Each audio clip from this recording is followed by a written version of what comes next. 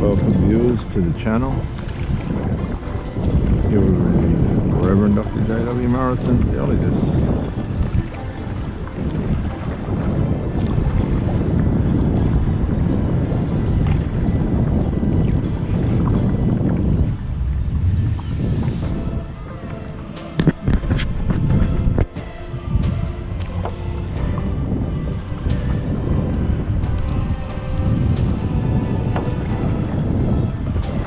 You might be struggling at the moment after a serious breakup. Everything seemed to be going fine on the surface, but there was trouble in the camp from the start. There'd been a narcissistic collapse in your partner's family relative to you coming on the scene, your energy. They didn't like your energy, they didn't like the light that you brought, the revelation that you brought. They didn't like the knowledge that you brought. They just didn't like you. They put up with you because they knew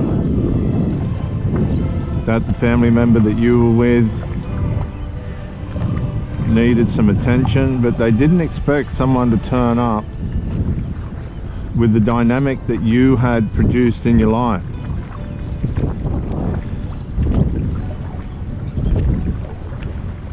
There were little snickers and little comments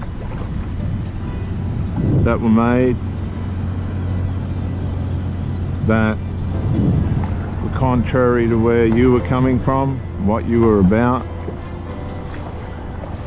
You were told that they didn't like people not like you, but of you. They just didn't like middle-aged men. This wasn't the first time you'd seen this, so it really wasn't an issue. Many of you women have suffered from this as well. Being told that you're not the type that we want around. That's basically what it means.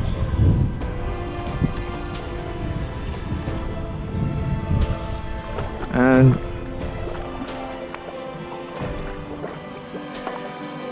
your energy begins to make their grandiose, prideful outlook of themselves built into them by the edification, the dark edification and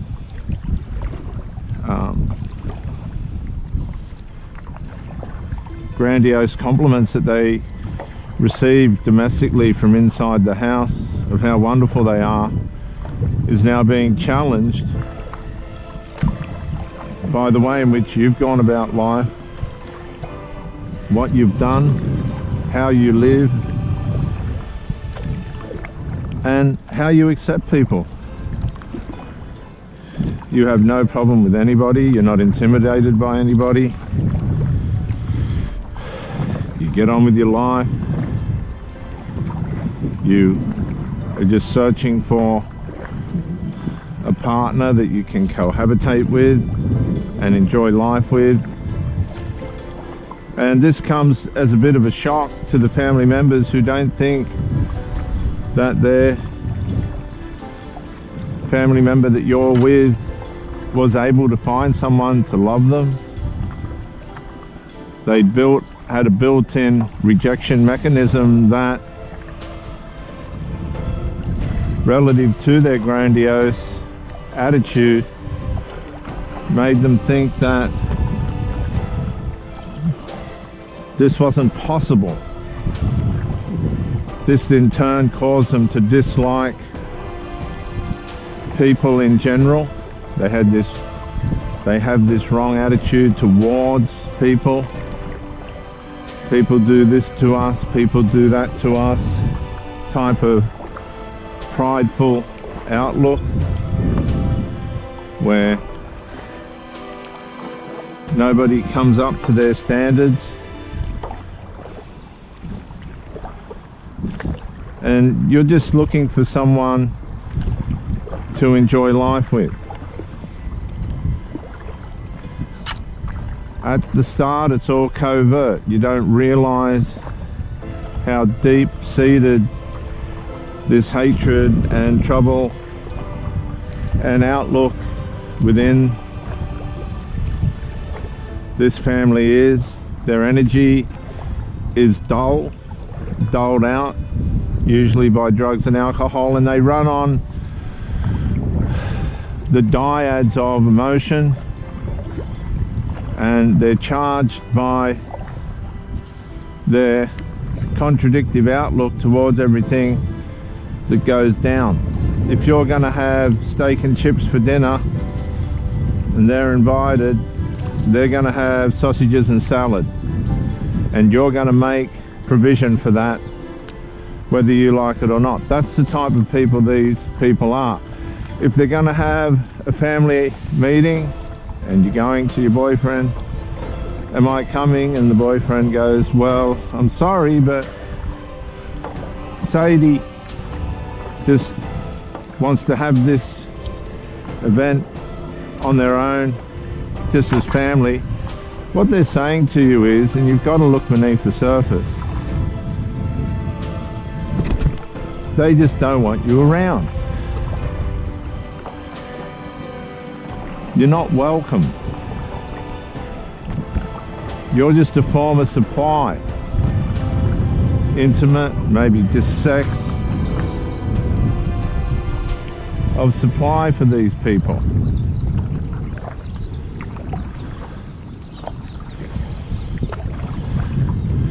They come and they go. You think you're building something, but you're deluded. You're actually not.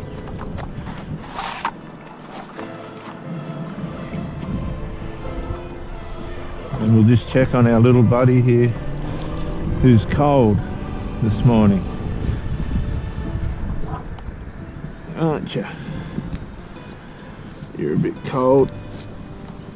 We'll rug him up a bit.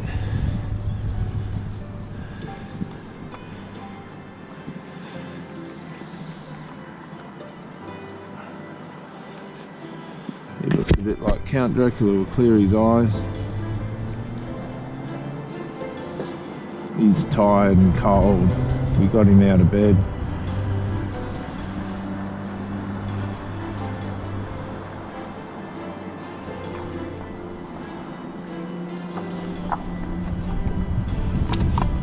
And you're really not going to ever be a part of this group. They're hostile, hateful, they're inward.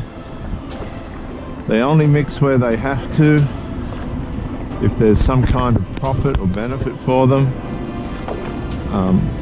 On the surface, they're lovely people, but underneath there's so much diabolical hatred and dysfunction going on that it's profound.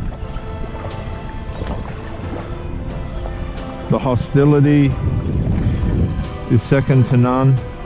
You're told outright as it begins to manifest, as the covert attributes of this spirit start to manifest, you're told that we just out and out don't like middle-aged men or women. And as a matter of fact, we don't like anybody near our mother.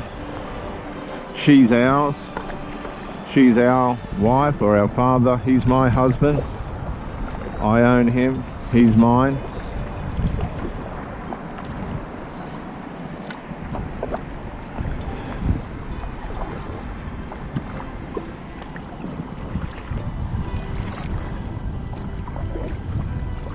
And you're in this conflict and you're not sure why. All you did was come along to have a relationship with somebody that you'd met.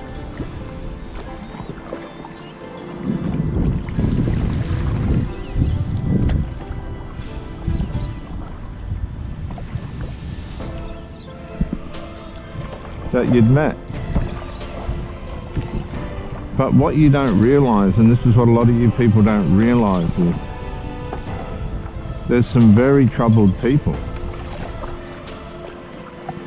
They don't mean to be. They don't want to be.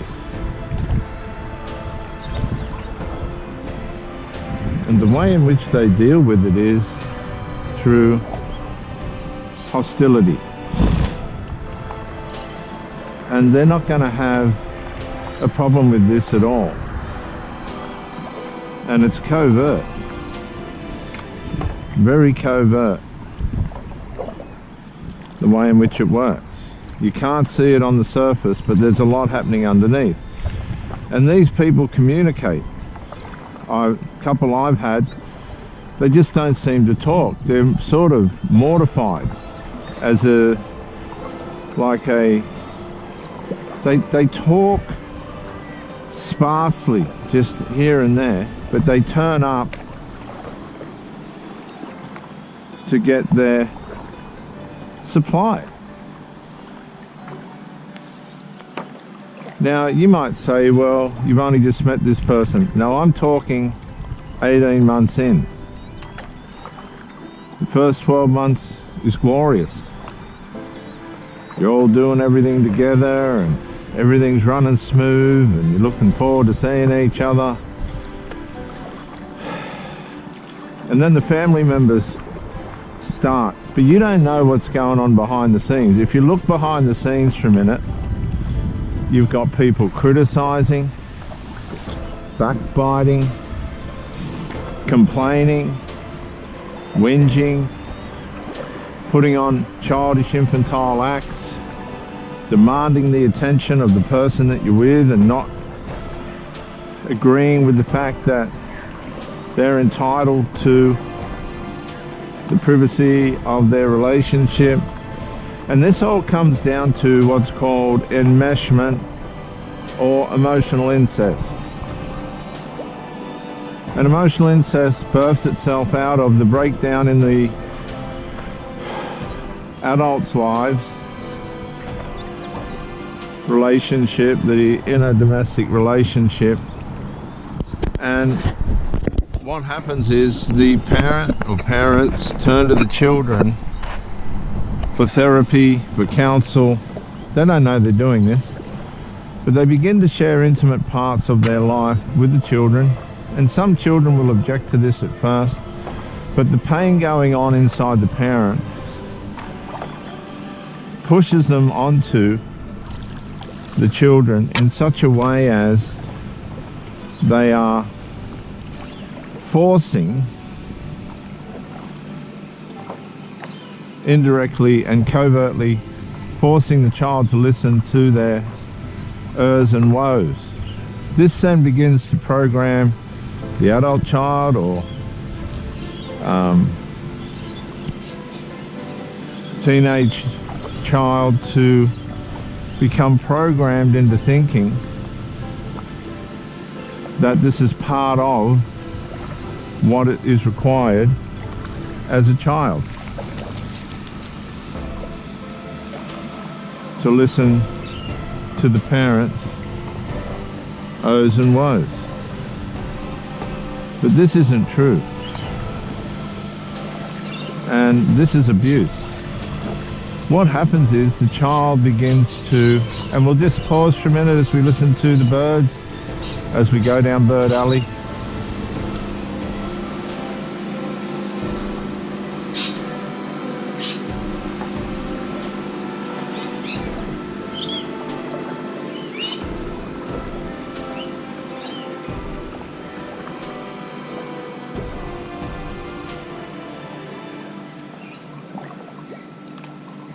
And it's abuse because the child now begins to become attached to the parent, be it the daughter or son,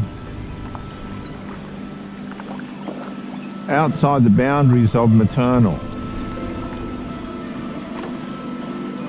It becomes more intimate and sexualized because the parents sharing intimate details about themselves with the child, details that they ought not. And here's the tree of life coming up, viewers, which is for all of you. It's really starting to develop now. I said in about a week ago. And there it is. God bless you all. It's representative of healing and recovery. Beautiful. Getting any, guys? Getting any? Yeah, there's a few flatties around. Yeah, it's the daughter's dog.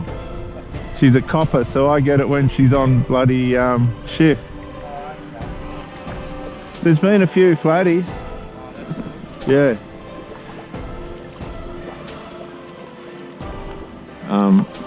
And the child begins to want to examine and listen to the parents' o's and intimate o's and woes.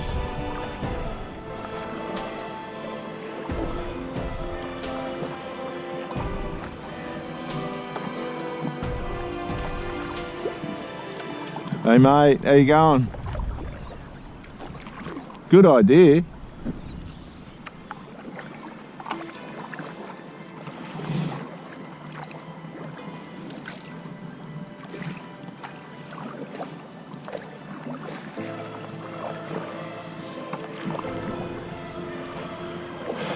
This then gives the parent a sense of relief, but it's not really fixing anything. All it's doing is programming the child to, the adult child, mind you,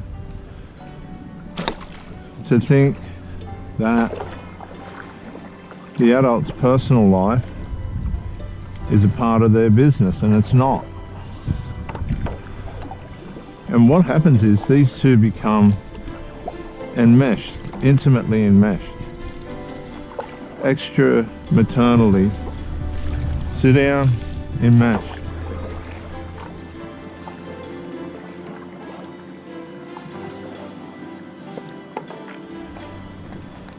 Good boy.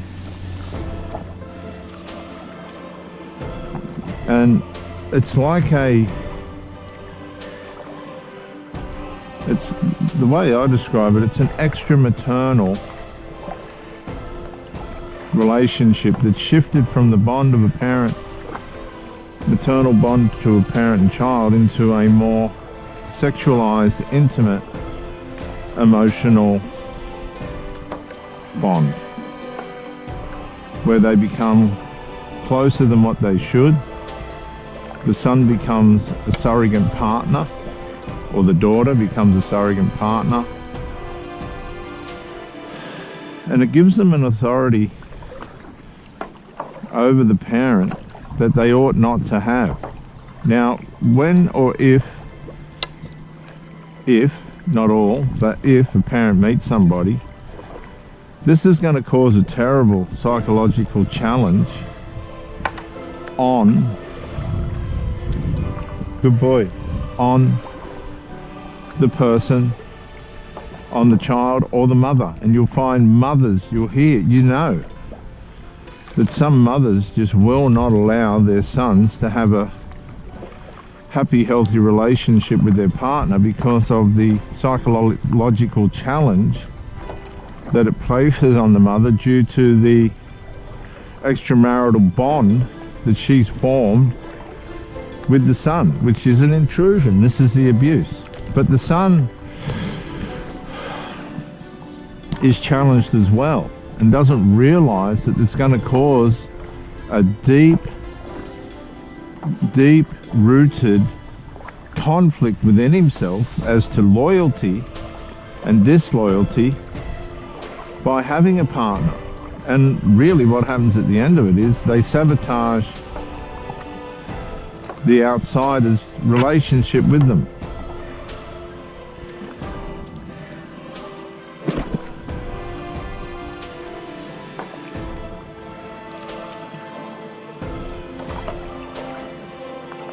By way of being attached, over-attached to the mother.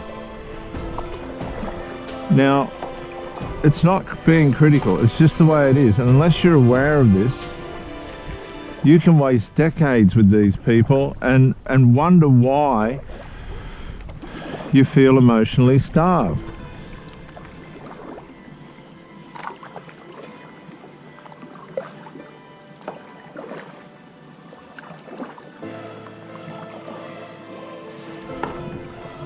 Now, the evidence of all this being true is the narcissist. That's not healthy either.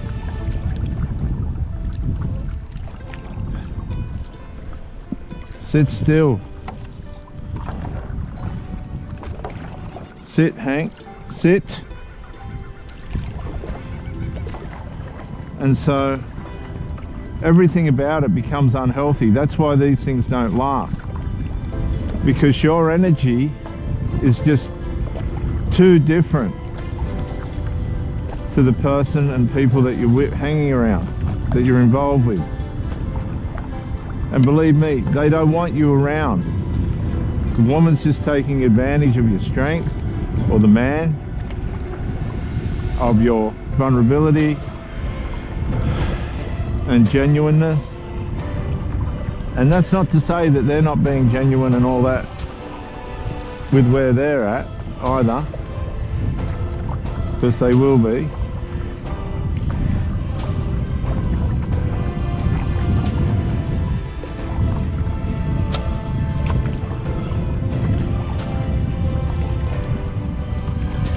Problem is, however, the light and the dark, and the conflicts between those things. Sit, please. Sit. Sit. Sit, Hank.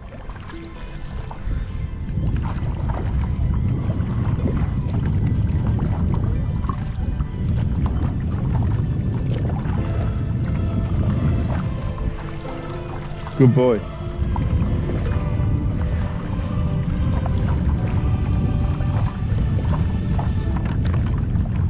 So I hope in some way this has helped somebody, because we do want to make these things work. But if there's hostility at the foundation level, and that's part of the domestic makeup of the family of the person that you're with, you really are going to end up in trouble, no matter how good you try and perform, because it's no longer about performance or input. It's about the limitations that are going to be set on you by way of the judgment that's been made of you by the family members. And you got to remember, blood's thicker than water. That's just how it is, and that's how it stays, no matter how hard the person tries. And I've seen these women try tremendously to try and sort this stuff out.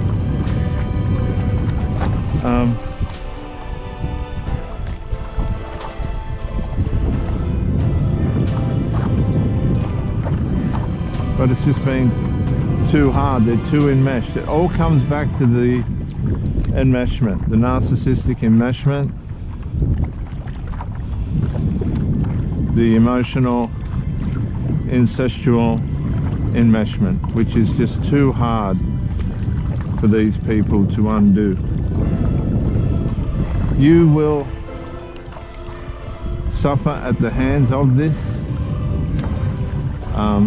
You will be neglected. You will feel a great void in the relationship, and you'll wonder why. The reason why is they're just over-attached domestically, and you're not invited into that space. There's no boundaries, and the boundaries that they are placed around you, which restricts your ability to fully function in the relationship. I couldn't serve my last partner at the full capacity of who I was.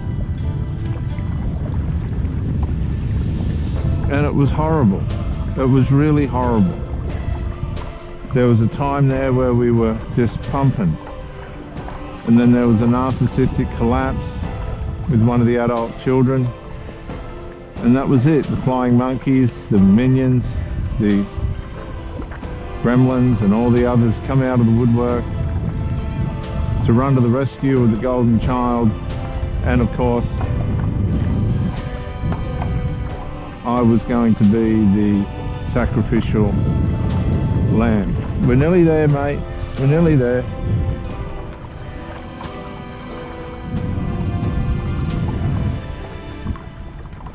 Well, I hope you've enjoyed this video this morning. It's about being thoughtful to the situations that you're in, not being judgmental. I'm sure you'll have moments of anger and disappointment, but these dynamics are real, and there are a lot of people being hurt and harmed by them. If you're aware of them, you can be fair and you can watch what's going on with due diligence and duty of care.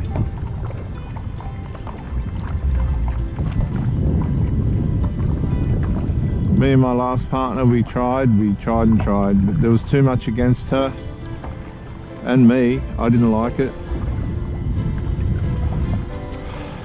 And it didn't end as well as what it should have. I don't think it was ever going to end well because there was too much hostility and too much negligence to the hostility that allowed it to manifest.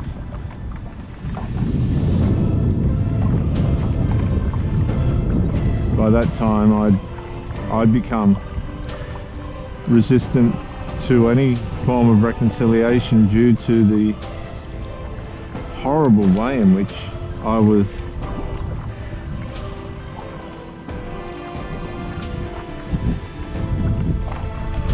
sit down please, isolated from the woman's home, which was totally contrary to what I was used to, and I never want to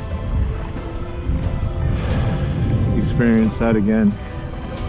And I think these people need to have a look at how they deal with things as well. It's not good to set up a situation that has potential only to undermine it by character flaws and domestic formations that really aren't healthy at all. As we paddle in, I thank you for joining me. Show some love, and if you can, if you have the energy, press the like and subscribe buttons. As you can see, I bring you out into the open in Australia here on the east coast, Gosford, the Central Coast, New South Wales, Australia. And I thank you for joining me. Have a great day. Bye for now.